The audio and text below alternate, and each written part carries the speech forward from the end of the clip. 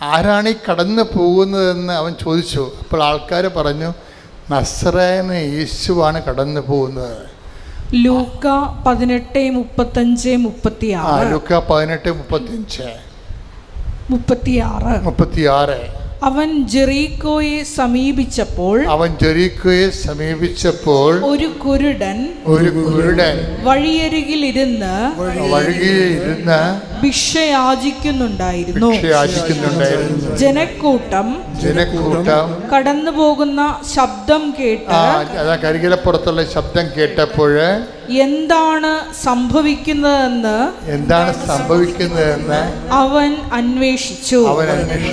നസ്രായനായ യേശു കടന്നു പോകുന്നു എന്ന് അവർ പറഞ്ഞു. അതാണ് വിഷയം. ഒരു കരികിലയുടെ സ്വരം കേട്ടതാണ് വിഷയം. പക്ഷെ അവൻ ചോദിച്ചു, വാട്ട് ഈസ് ഹാപ്പനിങ്? ഇപ്പം നിനക്ക് ജപ്തി നടപടി വന്നാണ് വിഷയം അല്ലേ? നിനക്ക് കല്യാണം ഉറച്ചിരുന്ന കല്യാണം തലേ ദിവസം, ഇപ്പം അടുത്ത ആഴ്ച മനസ്സമ്മതമാണ്, ഈ ആഴ്ചയിൽ ആ കല്യാണം പോയി. അപ്പോൾ അയ്യോ കല്യാണം പോയി, ഞാൻ തൂങ്ങിച്ചാകുമെന്നല്ല പറയേണ്ടത്. എന്താണ് സംഭവിക്കുന്നത്? ആരാണ് കടന്നു പോകുന്നത്? ഓരോ അനുഭവങ്ങളിലും ചോദിക്കണം, എന്താണ് സംഭവിക്കുക. കാര്യം നീ ക്രിസ്തുവിനെ കണ്ടെത്താനും തിരിച്ചറിയാനും വേണ്ടി ചില അടയാളങ്ങളാണ് നമുക്ക് ആദ്യം കേൾക്കേണ്ടത്. കരികിലപ്പുറത്തൊരു സ്വരമേ കേട്ടുള്ളൂ, ബർത്തിമേവൂസ്. അവൻ കുരുടനാണ്, എല്ലാം മനസ്സിലാക്കാനുള്ള കഴിവില്ല. അതുപോലെ നമുക്കും ചില ആൾക്കാർ പറയും, ചക്കയാണോ അച്ഛാ ചുരന്ന് നോക്കാനൊക്കെ ചോദിക്കത്തില്ലേ? നമുക്ക് എല്ലാം കാണാനുള്ള കഴിവില്ല, പക്ഷെ കടന്നു പോകുന്ന സ്വരം കേൾക്കാം. അപ്പോൾ അവൻ ചോദിച്ച് മനസ്സിലാക്കും, വാട്ട് ഈസ് ഹാപ്പനിങ്? അവ പറയണ കർത്താവ് കടന്നു പോകുന്നു. പിന്നെ ഇവൻ്റെ ലക്ഷണം മാറി. അവൻ്റെ ആ സ്വരത്തിൽ കടന്നു പോകുന്ന ഉടമസ്ഥൻ്റെ പേരവൻ കേട്ടു. എന്താ അവൻ കേട്ടത്? നസ്രായനായ യേശുവാണ് കടന്നു പോകുന്നത്. അപ്പം യേശു ആരാണെന്ന് അവനെ അറിയാം. എന്താണ് അവൻ പ്രാർത്ഥിക്കും? എന്താണ് അവൻ്റെ വിശ്വാസം അവൻ പ്രഖ്യാപിക്കും? എന്താ പറയണത്? യേശുവേ ദാവീദിൻ്റെ പുത്ര. എന്താണ്? ദാവീദിൻ്റെ വംശത്തിൽ നിന്നായിരിക്കും ലോകത്തിൻ്റെ രക്ഷകൻ വരാൻ പോണതെന്ന് അവനെ അറിയാം. അതുകൊണ്ടാണ് യേശുവേ ദാവീദിൻ്റെ പുത്രൻ എന്നെ രക്ഷക എന്നാണ് വിളിക്കണത്. ലൂക്ക 18:38.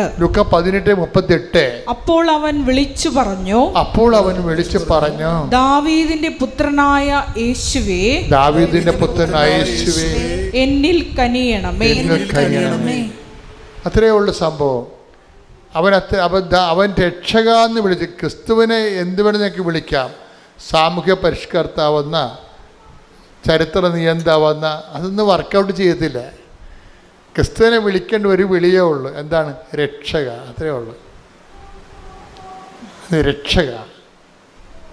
അപ്പം അതുകൊണ്ട് തന്നെ എപ്പോഴും എന്നിട്ട് എന്താണ് പറയുന്നത്? രക്ഷക എന്ന് വിളിച്ചു കഴിഞ്ഞിട്ട് പിന്നെന്താ പറയണത്? എന്നിൽ കനിയണമെന്നാണ് ചോദിക്കണം. എന്നിൽ കനിയണമേ. അപ്പോഴെന്താ പറയുക? യേശു അവിടെ നിന്നു അവനെ വിളിക്കാൻ ആജ്ഞാപിച്ചു. ഇപ്പം വിളിക്കുമ്പോഴെന്താ സംഭവിക്കണമെന്ന് വെച്ചാൽ, ഇവൻ വിളിക്കുന്ന സമയത്ത് ഇവർ കാര്യം ചെയ്യുന്നുണ്ട്. എന്താണ്? വളരെ കൃത്യമായി ചെയ്യണ രീതി, വളരെ ശ്രദ്ധയോടെ ചെയ്യേണ്ട കാര്യമാണ് ഈ ബർത്തിമേവൂസ് ചെയ്യണത്. എന്താണ്?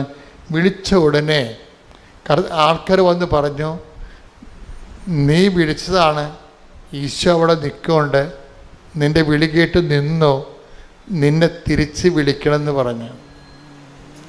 തിരിച്ച് വിളിക്കണമെന്ന് പറഞ്ഞോടുകൂടി ഇവൻ ചെയ്ത് എന്താണെന്നറിയാവോ? അത് ഭയങ്കര സംഭവമാണ്. അപ്പം ചിന്തിച്ചു പോവും. ഇവൻ്റെ ഈ പുറംകുപ്പായം എടുത്ത് അവൻ എറിഞ്ഞു കളഞ്ഞു. പുറംകുപ്പായം എടുത്ത് എറിഞ്ഞു കളഞ്ഞു. ക്രിസ്തുവിനെ സ്വീകരിക്കാനുള്ള ഏറ്റവും നടപടിക്രമങ്ങളെന്ന, പുനരുദ്ധാനം ചെയ്ത യേശുവിനെ സ്വീകരിക്കാനുള്ള ഏറ്റവും നല്ല നടപടിക്രമങ്ങളാണ്. കാരണം ഇവൻ്റെ ഈ മുഖത്തിലെ വിയർപ്പും അതുപോലെ തുപ്പലും ഒക്കെ, ഇങ്ങനെയുള്ള കുറേ സംഭവങ്ങളും ഈ പുറംകുപ്പായം കൊണ്ടാണ് ആൾക്കാർ അഡ്ജസ്റ്റ് ചെയ്ത് കളയണത് തുടക്കമൊക്കെ. അപ്പം അതുകൊണ്ട് ഇതത്ര നല്ല തുണിയല്ല, ബാക്ടീരിയയൊക്കെ ഉള്ള പൊല്യൂട്ടഡ് ആയ സംഭവമാണ്. ഈ സാധനം ഇവൻ എടുത്തെറിഞ്ഞ് കളയും. എന്നിട്ടാണ് ഇവൻ ക്ലീനായിട്ട് കർത്താവിന് മുമ്പിൽ പോയി നിൽക്കണത്. അപ്പോൾ കർത്താവ് അവനോട് ചോദിക്കുന്ന ഒരു ചോദ്യമുണ്ട്. എന്താണ് ആ ചോദ്യം? എന്താണ്? വായിച്ചേ. യേശു ചോദിച്ചു, ഞാൻ നിനക്ക് വേണ്ടി എന്തു ചെയ്യണമെന്നാണ് നീ ആഗ്രഹിക്കുന്നത്? അതാണ് വിഷയം. ഇപ്പൊ എല്ലാവർക്കും ഒരു കാര്യമല്ല ചെയ്യണത്. ഇപ്പൊ നിന്റെ ഉടമ്പടിയിൽ നിന്റെ നിയോഗമായിരിക്കത്തില്ല നിന്റെ അനിയത്തിൻ്റെ നിയോഗം. അപ്പോൾ എപ്പോഴും നമ്മളെ പർട്ടിക്കുലറായിട്ടുള്ള നമ്മുടെ ആവശ്യങ്ങളെ ദൈവം മാനിക്കും എന്നുള്ളതിൻ്റെ സൂചനയാണത്. ആ വചനം എത്രയാണെന്ന് നോക്കിയേ, ശ്രദ്ധിക്കട്ടെ. ഹല്ലേലൂയ. 10:51. ഒന്നിന് വായിച്ചേ. അതായത് മർക്കോസ് 10:51. മർക്കോസ് 10:51. യേശു ചോദിച്ചു, ഞാൻ നിനക്ക് വേണ്ടി എന്തു ചെയ്യണമെന്നാണ് നീ ആഗ്രഹിക്കുന്നത്? ഇതാണ് നമ്മുടെ ഒരു പിടിവള്ളി എന്ന് പറയണത്. നമുക്ക് എന്തും കർത്താവിനോട് ചോദിക്കാവുന്നത് ഈ വചനം വെച്ചാണ്. കാര്യം നിന്റെ അനിയത്തിയുടെ ആവശ്യമായിരിക്കത്തില്ല ചേച്ചിക്കുള്ളത്, ആ ചേച്ചിയുടെ ആവശ്യമായിരിക്കും അമ്മയ്ക്കുള്ളത്, എല്ലാം വ്യത്യസ്തമായിരിക്കും. അതുകൊണ്ടാണ് ചോദിക്കണത്, ഞാൻ നിനക്ക് വേണ്ടി എന്ത് ചെയ്ത് തരണമെന്നാണ് നീ ആഗ്രഹിക്കുന്നത്. അപ്പോൾ നിൻ്റെ ആഗ്രഹം എന്താണെന്ന് അത് ഭയങ്കര ചോദ്യമാണ്. നിങ്ങളൊന്ന് പറഞ്ഞേ, ഞാൻ നിനക്ക് വേണ്ടി എന്ത് ചെയ്ത് തരണമെന്നാണ് നീ ആഗ്രഹിക്കുന്നത്. അപ്പം എൻ്റെ അർത്ഥം വെച്ചാൽ നമ്മുടെ നിയോഗങ്ങളെല്ലാം നിറവേറുമെന്നല്ല എൻ്റെ അർത്ഥം. അതല്ല എൻ്റെ അർത്ഥം. നമ്മുടെ നിയോഗങ്ങളെല്ലാം ഇപ്പം നമ്മുടെ ഏറ്റവും കാതലായ ആവശ്യമാണല്ലോ നമ്മളെ നിയോഗത്തിലിടുന്നത്. അതിനെ കർത്താവ് ചോദിക്കും, ഞാൻ നിനക്ക് വേണ്ടി എന്ത് ചെയ്തു തരണമെന്നാണ് നീ ആഗ്രഹിക്കുന്നത് എന്ന് വെച്ചാൽ നിൻ്റെ ആഗ്രഹം പോലെ ഞാൻ നിന്നെ സഹായിക്കാം. അതെന്തൊരു സംഭവമാണത്. ഉടമ്പടിയുടെ എല്ലാ വിഷയത്തിൻ്റെ പേരും തീരുമാനം ഉണ്ടാകുന്നത് ഈ ഒരൊറ്റ വചനത്തിലാണ്. എന്താ കാര്യം? ഞാൻ നിനക്ക് വേണ്ടി എന്ത് ചെയ്തു തരണമെന്നാണ് നീ ആഗ്രഹിക്കുന്നത്, അതുപോലെ സഹായിക്കാമെന്ന്. പക്ഷെ ബർത്തിമേവൂസ് ഒന്നൊന്നര ഉരുപ്പടിയാണ്. അവൻ പറയുവേ, എനിക്ക് നിന്നെ കാണണമെന്ന് പറയും. അതാണ് സംഭവം. എനിക്ക് എൻ്റെ ആഗ്രഹം അനുസരിച്ച് കാണിക്കണമല്ല, എനിക്ക് വേണ്ടത് എന്താണ്? I want to see you. എനിക്ക് നിന്നെ കാണണം. അതിനെന്ത് ചെയ്യണം? എനിക്ക് കാഴ്ച തരണം. Take the bed up. ശ്രദ്ധിക്കട്ടെ. ഹല്ലേലൂയ. ലൂക്ക 18:41. ലൂക്ക 18:41. അവൻ അടുത്തു വന്നപ്പോൾ യേശു ചോദിച്ചു, ഞാൻ നിനക്ക് വേണ്ടി എന്ത് ചെയ്യണമെന്നാണ് നീ ആഗ്രഹിക്കുന്നത്? അവൻ പറഞ്ഞു, കർത്താവേ, എനിക്ക് കാഴ്ച വീണ്ടും കിട്ടണം. അപ്പൊ പണ്ടുണ്ടായിരുന്നതാണ്, പിന്നെ പോയി. ഇപ്പൊ എന്താവും പറയണത്? ബേസിക്കായിട്ട് അവൻ പറഞ്ഞത് എന്താണ്? എനിക്ക് എന്താഗ്രഹത്തേക്കാൾ വലുതാണ് I want to see you. എനിക്ക് കാഴ്ച കിട്ടിയിട്ട് ആദ്യം കാണാൻ പോണ ആരെയാണ്? നിന്നെയല്ലേ. അതാണ് വിഷയം. അപ്പോൾ നിങ്ങളെ ഓരോ കാര്യം ഉടമ്പടി എഴുതിയിടുമ്പോഴും ആദ്യത്തെ നിയോഗം എന്തായിരിക്കണം? കർത്താവേ, എനിക്ക് നിന്നെ അറിയണം. ഒന്ന് പറഞ്ഞേ, കർത്താവേ, എനിക്ക് നിന്നെ അറിയണം, എനിക്ക് നിന്നെ സ്നേഹിക്കണം, നിന്റെ സാക്ഷിയായി ജീവിക്കണം, എന്നെ അറിവിന്റെ അനുഭവ തലങ്ങളിലേക്ക് ഉയർത്തണമേ. Praise the Lord.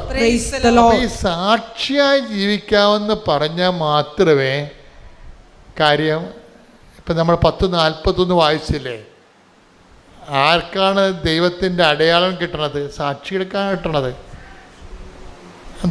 നടപടി പുസ്തകം 10:41 വായിച്ചേ. അപ്പോസ്തല പ്രവർത്തനങ്ങൾ 10:41. എല്ലാവർക്കുമല്ല സാക്ഷികളായി ദൈവം മുൻകൂട്ടി തിരഞ്ഞെടുത്ത ഞങ്ങൾക്ക് മാത്രം. 10:40. എന്നാൽ ദൈവം അവനെ മൂന്നാം ദിവസം ഉയർപ്പിക്കുകയും പ്രത്യക്ഷനാക്കുകയും ചെയ്തു. എല്ലാവർക്കുമല്ല സാക്ഷികളായി ദൈവം മുൻകൂട്ടി തിരഞ്ഞെടുത്ത ഞങ്ങൾക്ക് മാത്രം. അപ്പോൾ ദൈവം ഈ പ്രത്യക്ഷനാക്കുന്നതും അടയാളങ്ങൾ നമുക്ക് നൽകുന്നതും ബേസിക്കായിട്ട് ആർക്കാണ്? സാധാരണ വിശ്വാസികൾക്കല്ല, പിന്നെന്താണ്? സാക്ഷികൾക്കാണ്.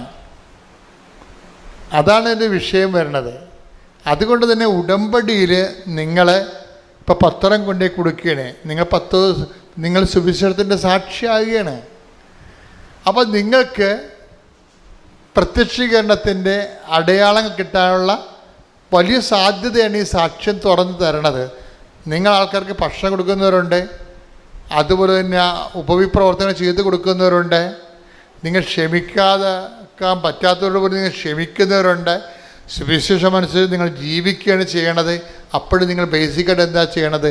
നിങ്ങൾ സാക്ഷികളാകുകയാണ്. അപ്പോൾ എല്ലാവർക്കുമല്ല, പ്രത്യക്ഷീകരണത്തിൻ്റെ അടയാളങ്ങൾ ലഭിക്കുന്ന ആർക്കാണ്? സാക്ഷികൾക്കാണ്. അതുകൊണ്ട് എന്താണ് കർത്താവ് പറയുന്നത്? ഇവയ്ക്ക് നിങ്ങളാണല്ലോ സാക്ഷികൾ. Take the bed of God. ശ്രുതിക്കട്ടെ ഹല്ലേലൂയ, ഹല്ലേലൂയ, ഹല്ലേലൂയ, ഹല്ലേലൂയ, ഹല്ലേലൂയ. യേശുവേ നന്ദി. ഹല്ലേലൂയ, ഹല്ലേലൂയ, ഹല്ലേലൂയ. യേശുവേ ആരാധന, ആരാധന, ആരാധന. യേശുവേ നന്ദി. മഹത്വം, മഹത്വം, മഹത്വം, മഹത്വം. Hallelujah, hallelujah. അപ്പോസ്തല പ്രവർത്തനം 5:32. ഈ സംഭവങ്ങൾക്ക് ഞങ്ങൾ സാക്ഷികളാണ്. ഞങ്ങൾ സാക്ഷികളാണ്. തന്നെ അനുസരിക്കുന്നവർക്ക് ദൈവം പ്രദാനം ചെയ്യുന്ന പരിശുദ്ധാത്മാവ് ഇതിന് സാക്ഷിയാണ്. അപ്പോൾ നമ്മുടെ സ്റ്റാറ്റസ് എന്ന് പറഞ്ഞാൽ എന്താണ്? ഒരു ഫെയ്ത്ത്ഫുൾ എന്ന് പറഞ്ഞ സ്റ്റാറ്റസ് ഇല്ല. ശരിക്കും പറഞ്ഞാൽ അത് വളരെ ലീസ്റ്റ് ആയിട്ടുള്ള സ്റ്റാറ്റസാണ്. ഏറ്റവും കുറഞ്ഞ ഒരു വിശ്വാസി എന്ന് പറയണത് ഒരു ഏറ്റവും വില കുറഞ്ഞ സ്റ്റാറ്റസാണ്. ബൈബിളിൽ അതിന് വലിയ ഈ ഓടയമ്പ ചെമ്പ പിശാലൂമിനി എന്ന് പറഞ്ഞാൽ പഴയ അലൂമിനിയത്തിൻ്റെയൊക്കെ പഴയ പൊട്ടി അലൂമിനിയം കൊടുത്തിട്ട് പണ്ട് ഞാൻ ചെറുപ്പത്തിൽ പാല് മിഠായി മേടിക്കുമായിരുന്നു. അതുപോലെ വക്ക് അലൂമിനിയത്തെ വരെ വിശ്വാസിക്കുള്ളൂ, ഒന്നും ചെയ്യാനില്ല. സ്റ്റാറ്റസ് എന്ന് പറയുന്നത്, ഫണ്ടമെൻ്റൽ സ്റ്റാറ്റസ് എന്ന് പറയുന്നത് സാക്ഷിയാണ്. ശരിക്കും ഇവയ്ക്ക് നിങ്ങളാണല്ലോ സാക്ഷികൾ. ഈ പ്രത്യക്ഷീകരണം എല്ലാവർക്കും അല്ലെന്ന് വെച്ചാൽ വിശ്വാസികൾ എല്ലാവർക്കും അല്ലെന്നാണ് അർത്ഥം. പിന്നെ ആർക്കാണ് പ്രത്യക്ഷീകരണത്തിൻ്റെ ഫലം കിട്ടിയത്? സാക്ഷികളായി തിരഞ്ഞെടുത്തവർക്കപ്പെട്ടിരിക്കണം. അപ്പം അതുകൊണ്ട് നിങ്ങൾ ഉടമ്പടി ചെയ്യുന്ന ഓരോ വിഷയവും സുവിശേഷത്തിൻ്റെ സാക്ഷ്യമായിട്ട് വേണം എടുക്കാൻ. നിങ്ങൾക്ക് പരസ്പരം സ്നേഹത്തോടെ പെരുമാറുന്നതും ശത്രുക്കളെ സ്നേഹിക്കുന്നതും രോഗികളെ ശുശ്രൂഷിക്കുന്നതും എല്ലാം സാക്ഷ്യത്തിൻ്റെ പത്രം കർത്താവിനെ അറിയിക്കാൻ കൊടുക്കുന്നതെല്ലാം ഒറ്റ ബേസ്മെൻ്റാണ്. എന്താണ് കാര്യം? സാക്ഷികൾ. അപ്പം നിങ്ങൾ പ്രാർത്ഥിക്കേണ്ടത് എന്താണ്? ഞങ്ങളെ കർത്താവിൻ്റെ ലൂക്ക 24:48 നിങ്ങൾ ഇവയ്ക്ക് സാക്ഷികളാണ്. അതായത് സാക്ഷ്യം എന്നുള്ള വിഷയത്തിന് മാത്രമേ ദൈവം മുൻഗണന കൊടുക്കുന്നുള്ളൂ. അപ്പം അതുകൊണ്ട് തന്നെ നമ്മളൊരു കേവല വിശ്വാസിയായിട്ട് ജീവിച്ച് മരിച്ചിട്ട് ഒരു കഥയുമില്ല. സാക്ഷികളാകാൻ വേണ്ടിയാണ് ദൈവം ഉടമ്പടി നിങ്ങളെ ഒരുക്കുന്നത്. നിങ്ങൾ ഉടമ്പടി പ്രകാരം ചെയ്യുന്ന ഓരോ കാര്യങ്ങളും ചെയ്യുമ്പോൾ കർത്താവെ നിൻ്റെ സാക്ഷിയാക്കിയതിന് നന്ദി പറഞ്ഞുകൊണ്ടും ഇനിയും സാക്ഷ്യം വഹിക്കാൻ കൃപയും നിലനിർത്തുമെന്ന് പ്രാർത്ഥിക്കാം. പിതാവിൻ്റെയും പുത്രൻ്റെയും പരിശുദ്ധാത്മാവിൻ്റെയും നാമത്തിൽ ആമേൻ. അതിനു മുമ്പ് ഞങ്ങൾ അവരെ കൊണ്ട് ഇവിടെ വന്ന് കൃപാസനത്തിൽ വന്നിട്ട് 2 ആളെ കൊണ്ടും ഉടമ്പടി എടുപ്പിച്ചു. 2 വീട്ടുകാരും വന്ന് ഉടമ്പടി എടുപ്പിച്ചു. പക്ഷേ അവർക്ക് അതിലൊന്നും ഒരു വ്യത്യാസങ്ങളൊന്നും വന്നില്ല. എൻ്റെ മോൻ എല്ലാത്തിനും പറഞ്ഞ് ക്ഷമ ചോദിച്ചു, എല്ലാം ചെയ്തു. പക്ഷേ അവിടുന്ന് ഒരു ഇതും ഉണ്ടായിരുന്നില്ല. അവരെ വീട്ടുകാർ പറയുന്നുണ്ട്, പക്ഷേ അവൾ അതിനൊന്നിനും അനുവദിച്ചിട്ടുണ്ടായിരുന്നില്ല. അത് കഴിഞ്ഞിട്ടാണ് പിന്നെ ഇവർ തമ്മിൽ പിന്നീട് ഭയങ്കര പിന്നെ ഓരോരുത്തരും അങ്ങോട്ടും ഇങ്ങോട്ടും വിളിയായി. പ്രശ്നങ്ങൾ അങ്ങോട്ടും അവർ തമ്മിൽ തന്നെ പറഞ്ഞു തുടങ്ങി. അങ്ങനെ ഞാനാണ് തെറ്റ് ചെയ്തതെന്ന് 2 ആളും അങ്ങോട്ടും ഫോണിൽ കൂടെ പറഞ്ഞു തുടങ്ങി. പക്ഷെ വീട്ടിലേക്ക് വരാൻ അപ്പോഴും സമയമായിട്ടുണ്ടായിരുന്നില്ല. അത് കഴിഞ്ഞ് പെട്ടെന്ന് തന്നെ കഴിഞ്ഞ മാസത്തിൽ ഞങ്ങളിവിടെ ഞാൻ ഉടമ്പടി എടുക്കലും പുതുക്കലും ഒക്കെ ഞാൻ ചെയ്യുന്ന ആളാണ്. കഴിഞ്ഞ മാസം ഒരു 15-ാം തീയതി ഞാനിവിടെ വന്നിരുന്നു. കാരണം എനിക്ക് 2 ദിവസം മുമ്പ് ഇങ്ങനെ തോന്നിക്കുകയായിരുന്നു, ഇവിടെ വരണം, പ്രാർത്ഥിക്കണം. കുറേ നേരം ഇരുന്ന് പ്രാർത്ഥിക്കണമെന്ന് തോന്നിയിട്ട് ഞാൻ വന്നു. ഞാൻ എൻ്റെ രണ്ടാമത്തെ മോനും എൻ്റെ മോളും കൂടിയിട്ടാണ് ഇവിടെ വന്നത്. കാരണം ഞങ്ങളിവിടെ 6:45 7 മണിയാകുമ്പോഴേക്ക് എത്തി ഇവിടെ ഇരുന്ന് പ്രാർത്ഥിച്ചുകൊണ്ടിരിക്കുകയായിരുന്നു. അപ്പോൾ അച്ഛൻ്റെ കുർബാന ഉണ്ടായിരുന്നു, ജോസഫ് അച്ഛനായിരുന്നു കുർബാന നടത്തിക്കൊണ്ടിരുന്നത്. ഞാൻ ഇവിടെ ഇരുന്നിട്ട് ഈ ഫ്രണ്ടിൽ തന്നെ ഞാൻ ഇരുന്നിട്ട് കരഞ്ഞ് പ്രാർത്ഥിക്കുകയായിരുന്നു കുർബാനയുടെ ഉള്ളിൽ. കാരണം മാതാവേ, എനിക്ക് ഒരു അത്ഭുതം അടയാളം ഇവിടുന്ന് പോണതിന് മുന്നേ കാണിച്ചു തരണമെന്ന് പറഞ്ഞിട്ട് ഞാൻ പ്രാർത്ഥിക്കുകയായിരുന്നു. പക്ഷേ കുർബാന കഴിഞ്ഞു, അച്ഛൻ ആൾക്കാരെന്ന് പോയിട്ടില്ല. എനിക്കൊരു ഫോൺ വന്നു, അപ്പോൾ ഞാൻ എടുത്തില്ല. പിന്നെ രണ്ടാമത് റിങ് അടിച്ചു. അപ്പോൾ ഞാൻ എന്താണാവോ എന്ന് വെച്ചിട്ട് ഞാൻ എടുത്തു. അപ്പോൾ എൻ്റെ മൂത്ത മോൻ വീട്ടിലുണ്ടായിരുന്നു. അവൻ്റെയാണ് കല്യാണം കഴിഞ്ഞിട്ടുള്ളത്, ഈ പ്രശ്നമുള്ളതും.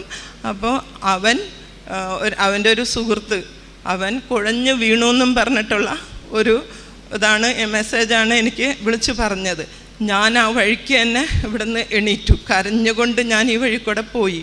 അപ്പോൾ ആരും ഇവിടെ നിന്ന് ഇറങ്ങിപ്പോയിട്ടില്ല കുർബാന കഴിഞ്ഞിട്ട്. ഞാനാണ് ഫസ്റ്റ് ഇവിടെ നിന്ന് ഇറങ്ങിപ്പോണത്.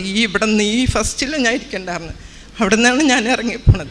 അപ്പോൾ വഴി നീളമുള്ളവർ മുഴുവൻ ചോദിക്കുന്നുണ്ട്, കരഞ്ഞു പോവാണ് ഞാൻ. അപ്പോൾ എല്ലാവരും ചോദിക്കുന്നുണ്ട് എന്നോട്, എന്താ ചേച്ചി കരയണേന്ന്. അപ്പം ഞാൻ ഒന്നും പറയണില്ല, എൻ്റെ മോന് വയ്യണ്ടായി ഇത് പറഞ്ഞു ആരോടൊക്കെയോ അങ്ങനെ. അപ്പോൾ അവർ പറഞ്ഞു മാതാവില്ല, അവർ നോക്കിക്കോളുന്നു. ഞാനും മാതാവിന് കൊടുത്തിട്ട് തന്നെ ഞാനും പോയത്. അതിന് ശേഷം പിന്നെ അവിടെ ഞങ്ങൾ ഹോസ്പിറ്റലിലേക്ക് പോയി. അവിടെ ഓരോരുത്തരെ വിളിച്ചുകൊണ്ടിരുന്നു. അപ്പോൾ പറഞ്ഞു മോൻ കുഴഞ്ഞു വീണു, പക്ഷേ അവൻ്റെ വായിൽ നിന്ന് ബ്ലഡ് വന്നു എന്നൊക്കെയാണ് പറഞ്ഞത്. പക്ഷേ പല്ലിൻ്റെ അവിടെ ചുണ്ടും പല്ലും നാവുമായിട്ട് പൊട്ടിയിട്ടാണ് ബ്ലഡ് വന്നിരുന്നത്. വേറെ പ്രശ്നങ്ങളില്ല, ഫിക്സ് വന്നതായിരുന്നു. വായിൽ നിന്ന് പതകളാണ് വന്നിരുന്നത്, അത് ഫിക്സായിരുന്നു എന്ന് പറഞ്ഞു. അപ്പോൾ ഡോക്ടർ പറഞ്ഞു എന്താ ഇത് പ്രശ്നമായിരുന്നേന്ന് ചോദിച്ചു. അപ്പോൾ ഉറക്കമില്ല, ടെൻഷൻ, ഇതെല്ലാം കൊണ്ടാണ് അവന് ഫിക്സ് വന്നത്. അത് കഴിഞ്ഞ് അവളെയും അവളുടെ വീട്ടുകാരെയും ഒക്കെ വിളിച്ചു പറഞ്ഞു. അപ്പോൾ അവർ വിളിക്കലും അന്വേഷിക്കലും ഒക്കെ ചെയ്തു. അത് കഴിഞ്ഞിട്ട് പിന്നെ അവൾ അടുത്ത് വന്നിട്ടില്ല. ഞങ്ങൾ ഹോസ്പിറ്റലിൽ ഒരു ദിവസം കൂടി അവിടെ ICUവിൽ ഇനി ഫിക്സ് വരുന്നുണ്ടോ എന്ന് നോക്കണമെന്നും പറഞ്ഞിട്ട് ഒരു ദിവസം അവർ അവിടെ ICUവിൽ ഉണ്ടായിരുന്നു. അത് കഴിഞ്ഞിട്ടാണ് ഞങ്ങൾ വീട്ടിൽ വന്നത്. ഇപ്പം 3 മാസം മെഡിസിൻ കഴിക്കാനും പറഞ്ഞിട്ടുണ്ട്. അങ്ങനെ ഇതൊക്കെ. അത് കഴിഞ്ഞിട്ട് അവൾ വന്നിട്ടില്ല. അപ്പോൾ ഇവന് ഒന്നും കൂടി ടെൻഷൻ. അപ്പോൾ ടെൻഷൻ അടിക്കാൻ പാടില്ല എന്ന് ഡോക്ടർ പറഞ്ഞിട്ടുണ്ട്. അത് കാരണം പിന്നെ ഇവൻ ഒരു ദിവസം അവളെ വിളിച്ചപ്പോൾ അവൾ ഫോൺ എടുത്തു. അല്ലെങ്കിൽ എടുക്കാറില്ല, അത് എടുക്കില്ല, സംസാരിക്കില്ല. പിന്നീട് സംസാരിക്കാൻ തുടങ്ങി. അത് കഴിഞ്ഞപ്പോൾ അവൾക്ക് ഇതായി എന്ത് പറ്റിയെന്ന് എനിക്കറിയില്ല. ഞാൻ അതിനേലും മുന്നേ സമർപ്പിച്ച് പ്രാർത്ഥിക്കും. ഞാൻ മാതാവിനോട് പറയും ഇവരെ രണ്ടാളെയും അമ്മയുടെ നീലങ്കി കൊണ്ട് പൊതിഞ്ഞ് സംരക്ഷിക്കണമേ എന്ന് എന്നും ഞാൻ പറയാറുണ്ടായിരുന്നു. അപ്പോൾ പിന്നെ അവരുടെ ഫോട്ടോയിൽ ഞാൻ തൈലം കൊണ്ട് കുരിശ് വരച്ച് പ്രാർത്ഥിക്കും. കാരണം കുറേ നമുക്ക് വിശ്വാസക്കുറവ് വന്നാലും ഞാൻ ആ വിശ്വാസത്തിൽ നിന്ന് വേർപിരിയാറില്ല. കാരണം ഞാൻ പള്ളിയിൽ പോവും, ദിവ്യബലിയിൽ പോവും, പ്രാർത്ഥിക്കും, എല്ലാ കാര്യങ്ങളും ഞാൻ ചെയ്തിരുന്നു. പക്ഷേ പെട്ടെന്ന് ഓരോ സംഭവങ്ങൾ ഉണ്ടാകുമ്പോൾ നമുക്ക് ആകെ വിഷമങ്ങളും വേവലാതികളും നമ്മളുടെ ഉള്ളിൽ കടന്നു കൂടിയിരുന്നു. അത് കഴിഞ്ഞിട്ട് പിന്നെ അവരുടെ ഈ വർഷത്തിലായിരുന്നു അവരുടെ ആദ്യത്തെ വെഡ്ഡിങ് ആനിവേഴ്സറി. കാരണം ഈ അസുഖം വന്നത് അവന് കഴിഞ്ഞ 15-ാം തീയതി ആയിരുന്നു. ഈ മെയ് 26-ാം തീയതിയാണ് വെഡ്ഡിങ് ആനിവേഴ്സറി വന്നത്. അതിൻ്റെ ഉള്ളിൽ അവർ 4 മാസം ഒരുമിച്ച് ജീവിച്ചിട്ടുള്ളൂ. അതിൻ്റെ ഉള്ളിലാണ് ഈ പ്രശ്നങ്ങളെല്ലാം നടന്നത്. അപ്പോൾ അതിൻ്റെ തലേ ദിവസം അവൾ ഹൈദരാബാദിൽ നിന്ന് അവൾ വീട്ടിൽ വന്നിട്ട് ഞാൻ വരാം, വെഡ്ഡിങ് ആനിവേഴ്സറി കഴിഞ്ഞിട്ട് ഞാൻ വരാമെന്ന് പറഞ്ഞു. അപ്പോൾ എൻ്റെ മോൻ വിളിച്ച് പറഞ്ഞു നീ വരാമെന്ന് വെച്ചാൽ വെഡ്ഡിങ് ആനിവേഴ്സറിയുടെ തലേദിവസം ഇവിടെ എത്തണം, അല്ലെങ്കിൽ നീ വരണ്ടെന്ന് പറഞ്ഞു.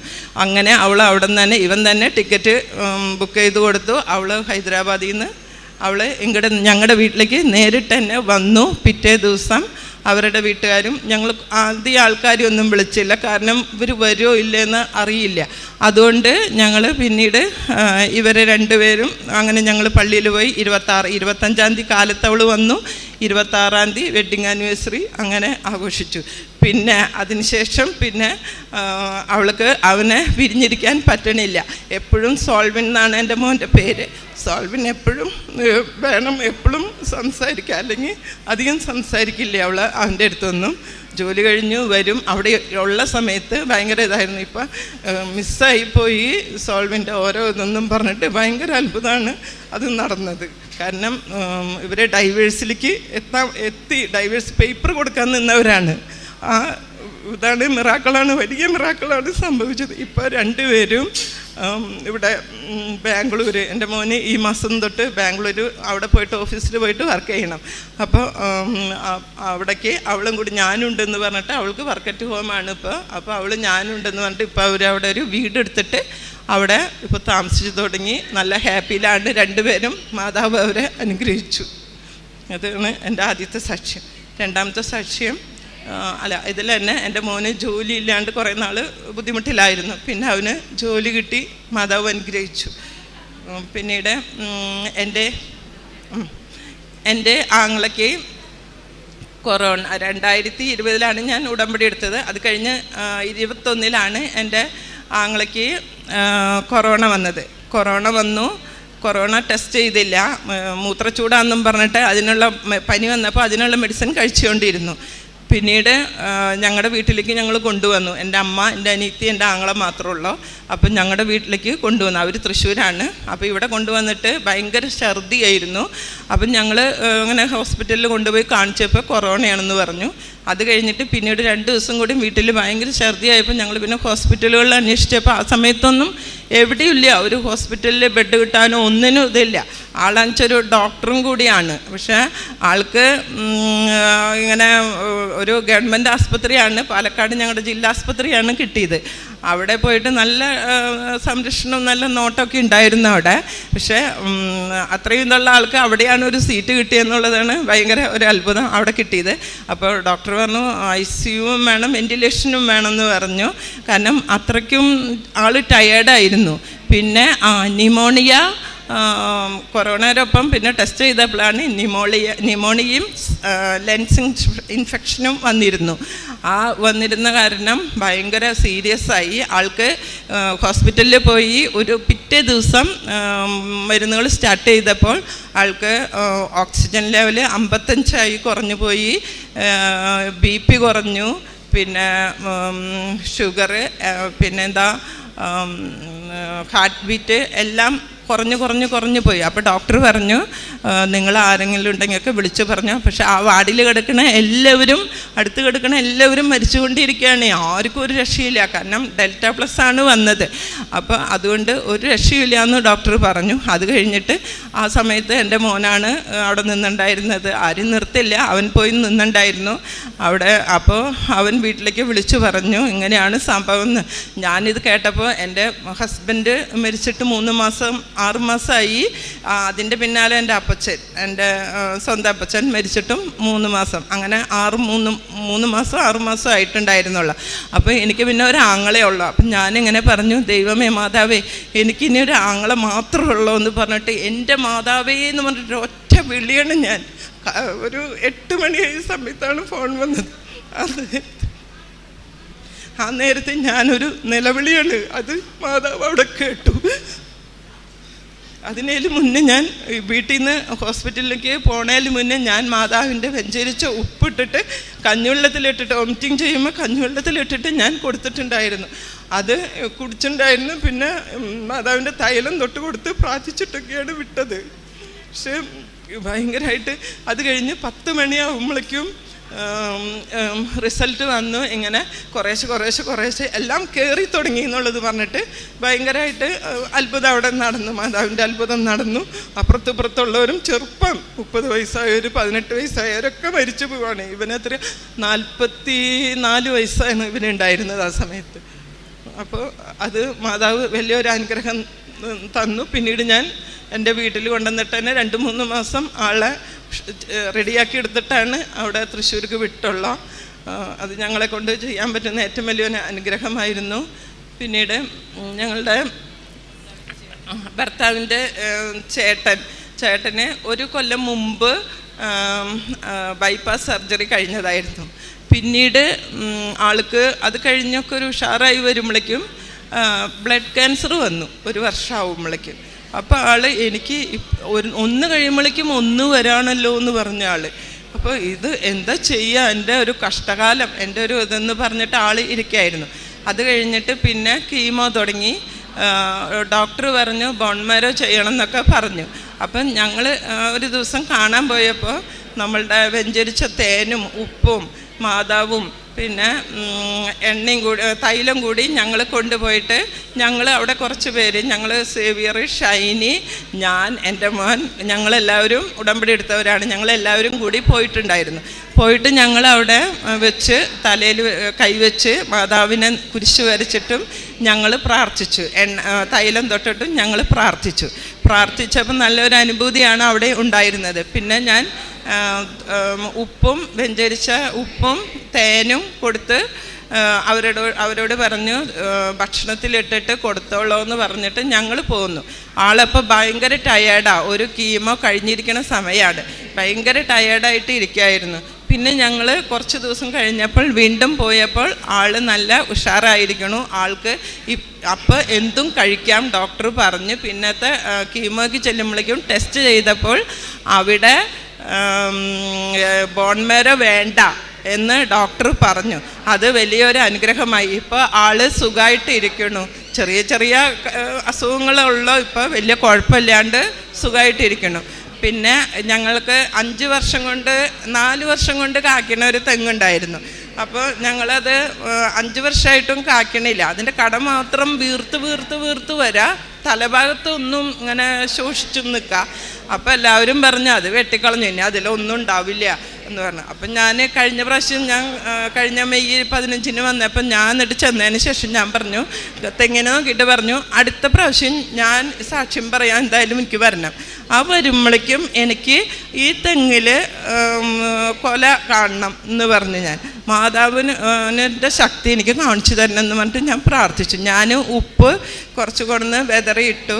അത് കഴിഞ്ഞിട്ട് പിന്നെ തൈലം കൊണ്ട് കുരിശ് തെങ്ങുമ്മ വരച്ചിട്ട് ഞാൻ പ്രാർത്ഥിച്ചു കഴിഞ്ഞപ്പോൾ പിന്നെ ഒരാഴ്ച മുന്നേ എനിക്കതിൽ 2 കൊലകൾ വന്നിട്ടുണ്ട്. കൊല വിരിഞ്ഞിട്ടില്ല, കൊല കൂമ്പായിട്ട് അങ്ങനെ വന്ന് നിൽക്കുന്നുണ്ട്.